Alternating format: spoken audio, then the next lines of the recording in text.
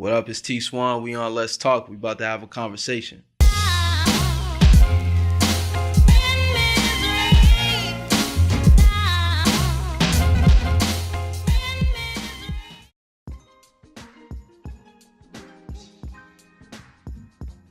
T Swan is a musician. He's an artist. He's a visionary. He's a young man from Springfield, Mass. He is a thinker, a philosopher, a writer. I'm a lot of things.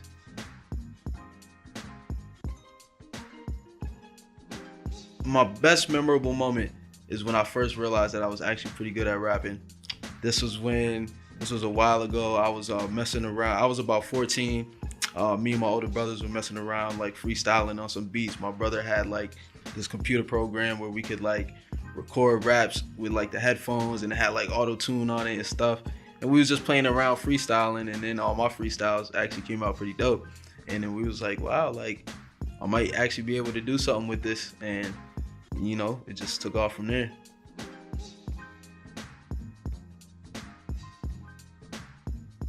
A lot of things inspire my music, mostly life and how I see it, my views on life and the things going on around me and my surroundings and my area. I'm inspired by other musicians, of course. I'm inspired by family, my loved ones, my friends. I'm inspired by my child that I got on the way. So there's a lot of things.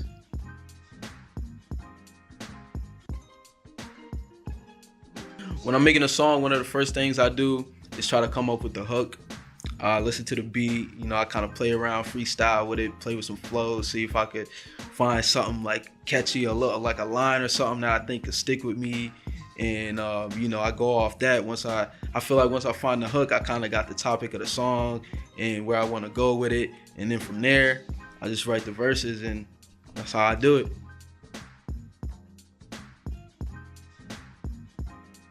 I think that I'm in a sense kind of doing what my family has a legacy of doing, just in a different way. A lot of people in my family are known for being outspoken and speaking on certain issues, but like you said, you know, they usually do it through politics and other means. My choice to speak out is to do it through music, and I think that's definitely something that I got from people in my family, is being outspoken and speaking on what's going on around me.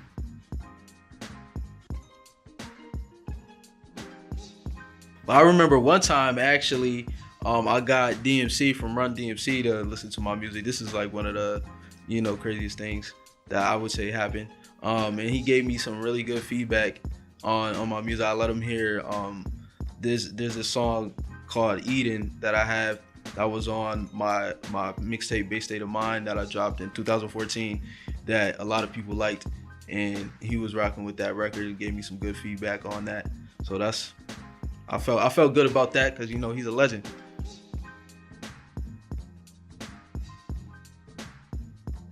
A few years ago, I got into a car accident with my girl. She was driving. The car got totaled. That was actually the first time I ever been knocked unconscious.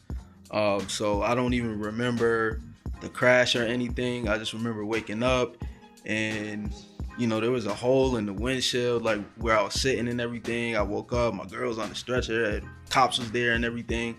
And like, all I could think was, you know, I was just grateful to have my life. So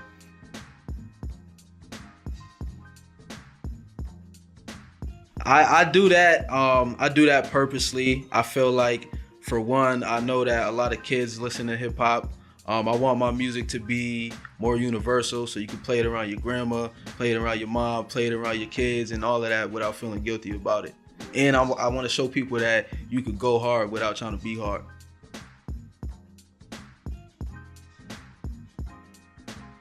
I'm dropping a project called Humble Rap.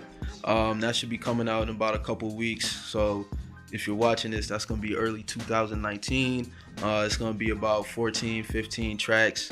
You know, we'll see where we go with it, but that's coming out soon. It's going to be on all platforms: Apple Music, Spotify, Google Play, Tidal, SoundCloud, YouTube, whatever you want to listen to your music on. I got you. I'm going to have it on there.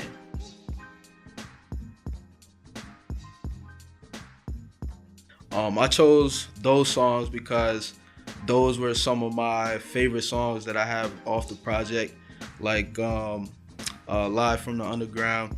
That's one of my favorite songs that I've done recently. It's just about the plight of a underground artist, you know, trying to break it from underground.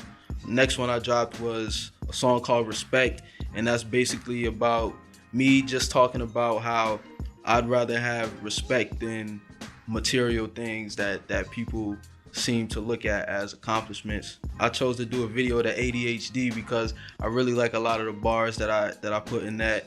It's really me speaking on how I feel like this generation has somewhat of a short attention span when it comes to listening to things with, you know, more substance. And that's definitely not me trying to throw salt on the rest of the game, because I definitely enjoy a lot of other subgenres of rap and hip hop, but that was definitely a heartfelt song. And my favorite one out of all those is my most recent one that I dropped. It's called Why. And throughout the whole song, I'm just asking a bunch of questions. Why this? Why that? And that concept actually came to me because when I had the beat, my producer Jordan, he actually named the beat Why. And if you listen to the sample, like the sample is actually in the background singing Why. And so I was just like, yeah, I'm gonna just write out a bunch of questions that ask why something, and you know, I just went off on it.